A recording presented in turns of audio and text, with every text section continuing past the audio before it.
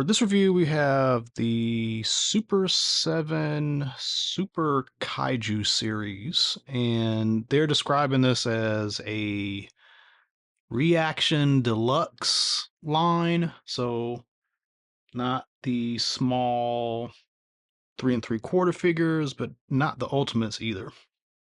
Um, so these are being sold at Target. They come with these little bags. So let's take the bags out real quick.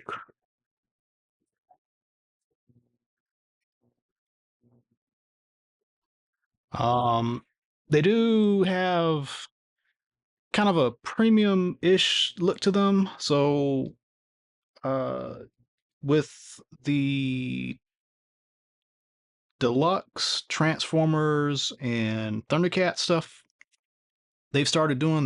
They have those on blister cards. These are in boxes, kind of nice boxes too. They're the same price point. They're $35. They've got this nice foil lettering on the front. And the big feature with these is that they come with city pieces and environmental pieces, and you're supposed to be able to build little cities for them to, tear up and knock down. Um, so from the package is going to have artwork of the kaiju and see the figure in there, and then you get to see the piece of building that it comes with. The top has the name in Japanese. It's kind of hard to get because of how it's reflecting on the lighting, but it is there. Here is the UPC if you want that. There's a little QR code there too. And then the back is the same for both. It basically lets you know like these are paired together as kind of like rivals. So let's get these on out.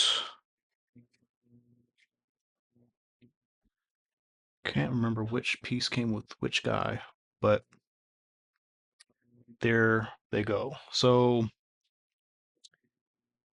the way these guys are paired, they come with these building pieces, and basically this is part of one building. So you put that together, you got a building. Now they can, knock it over, destroy it, all that good stuff. Um, so these are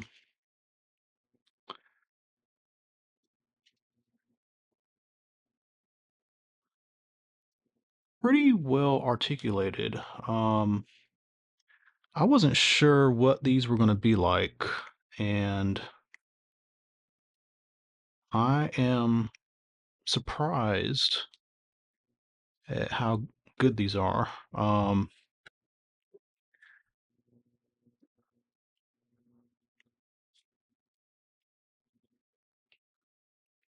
Just kind of taking a look.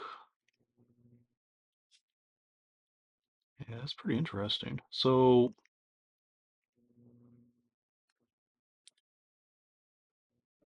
here's a breakdown. They have swivel heads. They have a mouth that opens and closes. There is a disc hinge in the shoulder, and pretty good movement. They're a little stiff out of the box. Might want to heat up the joints a little bit before you start going crazy with them. They do have elbow bends, single joint, and this does also turn. No hand articulation. The hips are ball joint. The knees are disc hinge and also pivot into the leg. Ankles also disc hinge. Due to sculpting, you're going to have some range limitation, but it does bend forward a lot, so you're going to be able to get some nice crouching poses or crouching-ish poses.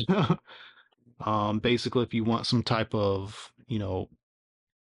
exaggerated stance, you'll be able to get that. Godzilla doesn't do a whole lot of stuff with his arm, so you know, I think it's a lot that there is any articulation. You think about like the Bandai Japanese figures is basically like single cut arm and hip joint. So they're better than that. Godzilla does have a bendy wire tail. Um, you can't get a lot of movement out of it, and it's mostly because this tail is thick. It is a rubbery material.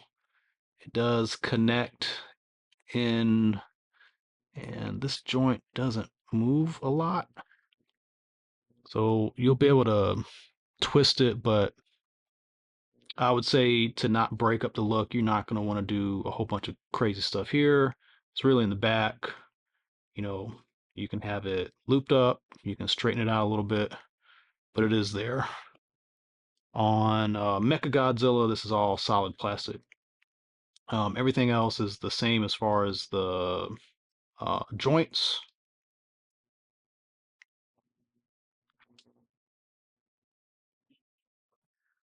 It is a shame that he doesn't have any of the like other parts, but that's okay. So I'm gonna bring out an Ultimates figure. I have to back up the camera a little bit.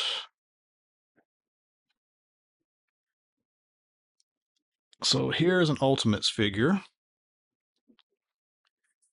And, there is a difference in detail. The scale's a little different. Um,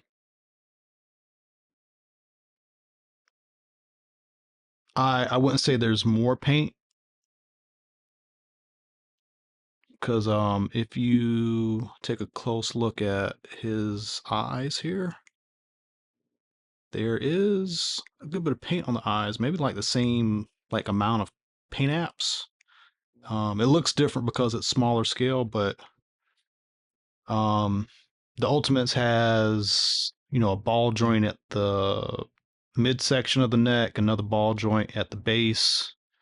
The hands are articulated. There is waist articulation, and the tail is segmented. So instead of like rubber, it's ball joints. So, but this is also like a $60-$70 figure. The heads, you have to swap the head out between like open mouth and closed mouth. That's a little annoying, but I think they did it to kind of maintain like a nice look for the head. But then you got these segmented pieces, so like I don't know how how successful that is. But it's an interesting line. Definitely going at price point. This is a great way to have some nice Godzilla figures. At the same time, NECA had Godzilla figures. They were about the same price, maybe a little bit more. I think mostly like $29 for the NECA stuff. They that line has basically ended, and one unfortunate thing about that line is, at least for the classic stuff, you didn't get rival monsters. It was just like Godzilla 1, Godzilla 2, Godzilla 3, Godzilla 4, Godzilla 5. Here's Burning Godzilla, here's Glow in the Dark Godzilla, here's the black and white version of that Godzilla, which was great, but it was all Godzilla. When it came to the modern movie stuff, the US movie stuff, they had some other figures, but not a lot. They had Kong, they had Mothra, I think they had Rodan, but it was mostly, you know, Godzilla. So what I think they're doing here is, so obviously that NECA line is gone. So if you want something, more affordable, this is a line. And they're going to give us more than Godzilla. So that's a plus. Um,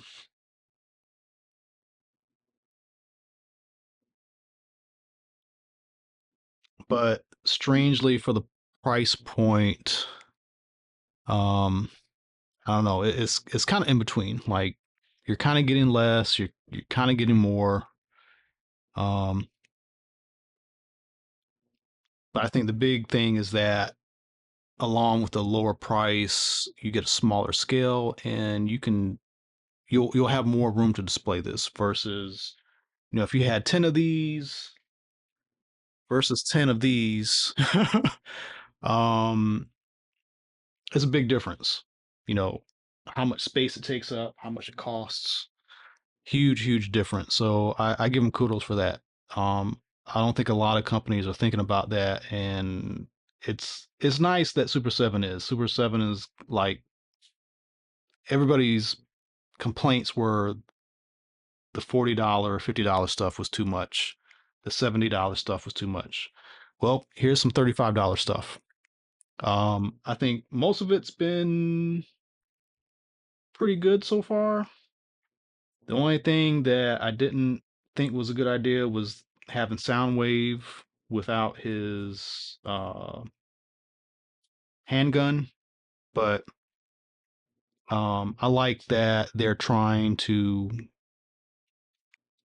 do something for collectors that may be having some problems collecting stuff like this right now. So yeah. Um, Other than that, the sculpts are really nice. I'm very curious what else they're gonna do, and now you got this. You got Haya. Haya figures are gonna have more detail, more articulation, but they're $50. And then you still got Bandai, which is like over $100 for something that's this size. The Bandai stuff is this size. It's super articulated, but it's this size, and it's $120. So there's that. Um, I think this is going to be pretty fun though. So that's a review. Hope you enjoyed it. Please let me know what you think in the comments. And as always, tune into more videos coming up. Thank you.